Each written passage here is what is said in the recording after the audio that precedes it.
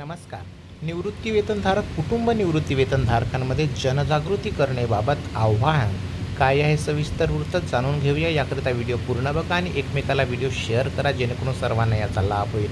आवडत असल्यास please subscribe करू शकता चॅनलला, नाही तर तुम्ही आताच व्हिडिओ सोडून जाऊ शकता. तर चला व्हिडिओला सुरुवात करूया.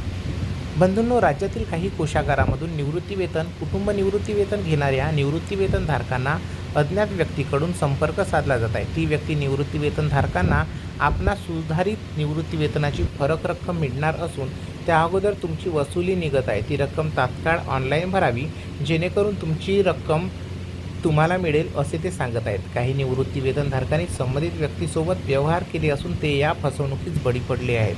निवृत्तीवेतनधारक आणि कुटुंब निवृत्तीवेतनधारकांना आव्हान याद्वारे असे करण्यात येते की अधिदान व लेखा कार्यालय मुंबई जिल्हा कोषागाराचे अधीनस्थ सर्व निवृत्तीवेतनधारक, कुटुंब निवृत्तीवेतनधारक व निवृत्तीवेतनविषयक इतर लाभ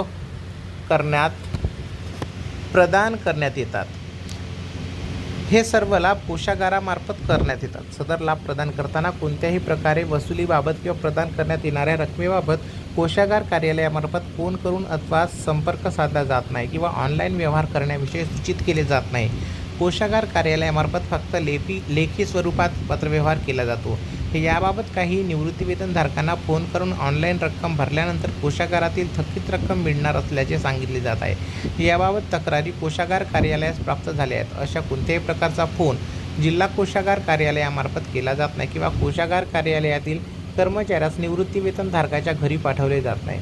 सर्व निवृत्तीवेतनधारक व कार्यरत कर्मचारी यांना आवाहन करण्यात येते की आपणास भ्रमणध्वनीवरून उपरोक्त प्रदानासंदर्भात संपर्क साधून रक्कम ऑनलाईन गुगल पे, फोनपे किंवा इतर इलेक्ट्रॉनिक माध्यमातून भरण्याबाबत जिल्हा कोषागार कार्यालयामार्फत कळविले जात नाही.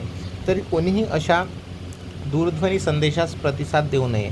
याबाबत निवृत्तीवेतनधारकांनी परस्पर रक्कम भरल्यास ती निवृत्तीवेतनधारकाची वैयक्तिक जबाबदारी राहील, याची नोंद घ्यावी. तसेच अशा प्रकारच्या दूरध्वनी प्राप्त झाल्यास कृपया कोषागार कार्यालयास अवगत करावे.